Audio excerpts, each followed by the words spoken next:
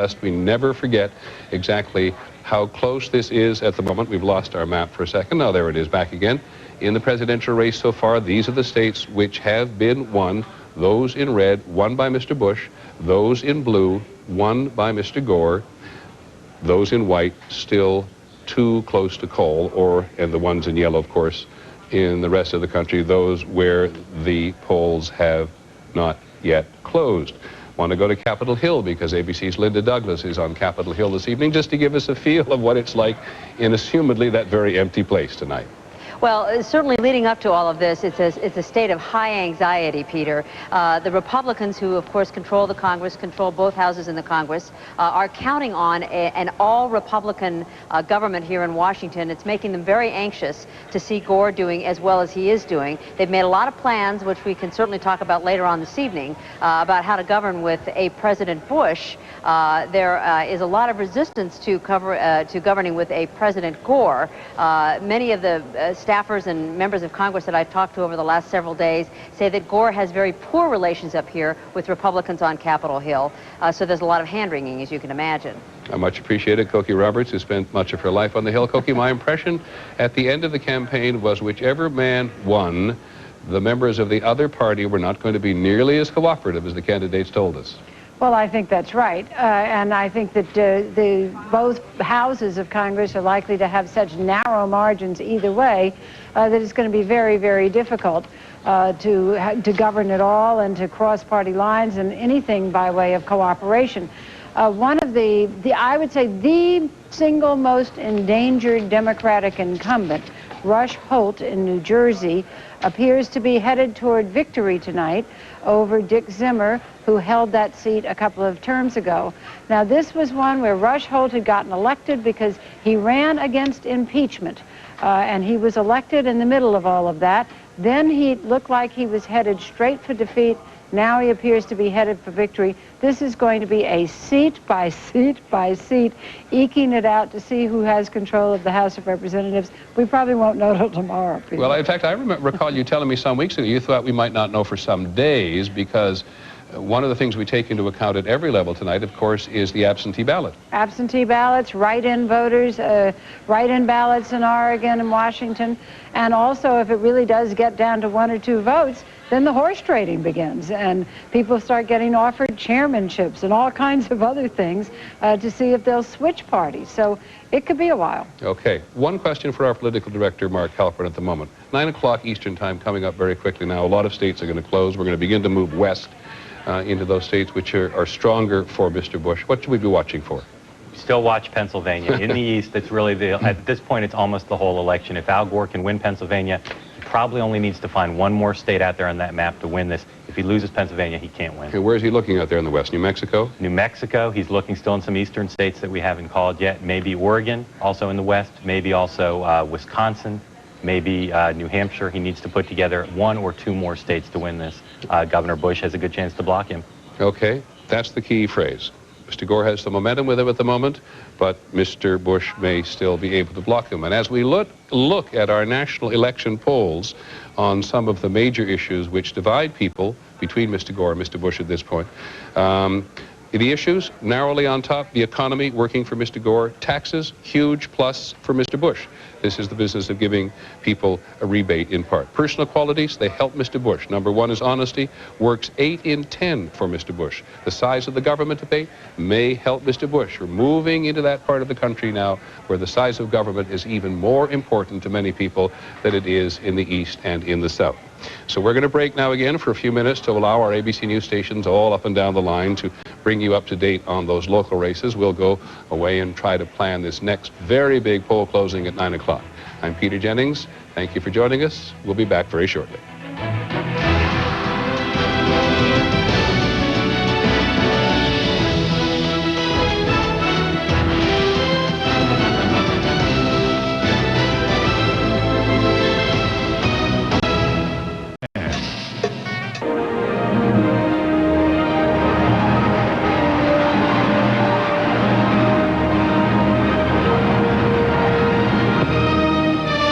This is an ABC News special, The 2000 Vote.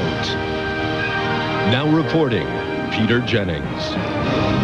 Welcome back to our election coverage. A very exciting night, as we promised in advance. The polls have now closed in 12 more states, but quite frankly, at 9 o'clock Eastern time, with the polls closing in New York State, the nation's eyes, in many respects, are on the Senate race here, Hillary Clinton versus Rick Lazio. Mrs. Clinton, one of the most polarizing figures in the country, so we're going to be able now to project that in New York, Mrs. Clinton is the projected winner over Congressman Rick Lazio. Those are her headquarters there in New York City tonight, where they now hear the projection that Mrs. Clinton is going to be the next senator for New York. Open seat, Senator Daniel Patrick Moynihan retiring, second most watched election of the night, surely, even before Rudolph Giuliani, mayor of New York, quit the field. The race had already become very tight and very expensive. Let's go on and make some presidential calls. I said the polls have now closed in 12 more states, but I should tell you first that there's a big effort now to keep the polls open in a variety of places. We'll come back to that in a second. Let's do the projections as we know them. In the state of New York at the presidential level, we now project that Mr. Gore is the winner, strongly Democratic state at the Democratic level all through the 1990s. In Rhode Island, one of the linchpins of Mr. Gore's support in the Northeast, 4 electoral votes we projected for Mr. Gore. In Nebraska, we project that George Bush is the winner with 5 electoral votes there, voted more Republican than any other state in the last 50 years. North Dakota, we project Mr. Bush is the winner, 3 electoral votes there. Keep your ear on the numbers. In South Dakota, we project Mr. Bush is the winner. In Wyoming, we project that Mr. Bush is the winner, very solid Republican state. In Wisconsin, with its 11 electoral votes, another state over which there's been a very, very fierce battle that is still too close to call, even though Wisconsin voted for Democrats in the last 3 elections. In Minnesota, it is still too close to call. Nader factor there, independent state, independent governor, Jesse Ventura, too close to call. In Colorado, 1992, Bill Clinton broke the streak of 20 years of Republicans. It is still too close to call in Colorado. In Arizona, 8 electoral votes, John McCain's home state, too close to call. Mr. Clinton won it in 1996. In New Mexico, too close to call, and it's one of the places where the Democrats are trying ferociously at the moment to keep the polls open so they can get their people to the polls. We'll come back in about 10 seconds to continue these presidential projections.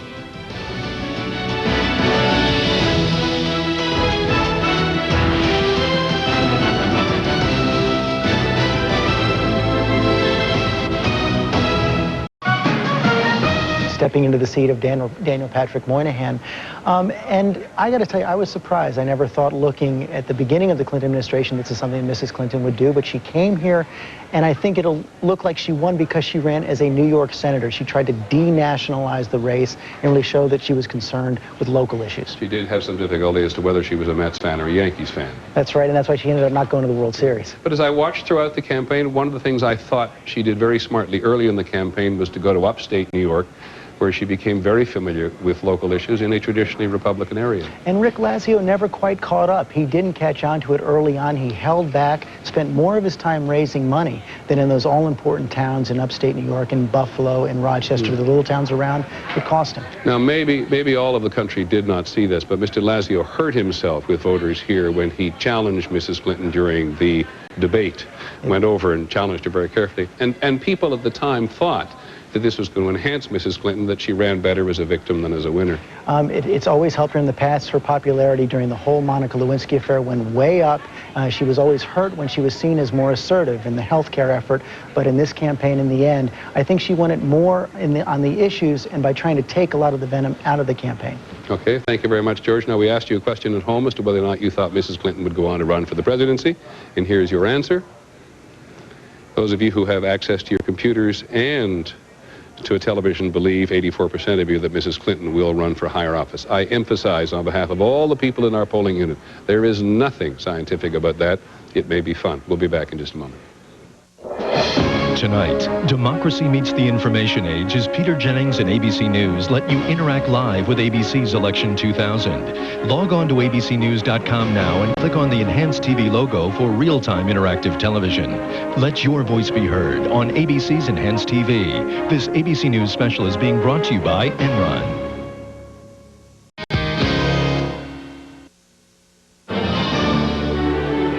This ABC. I wanna wake up where you are. Wake up smart.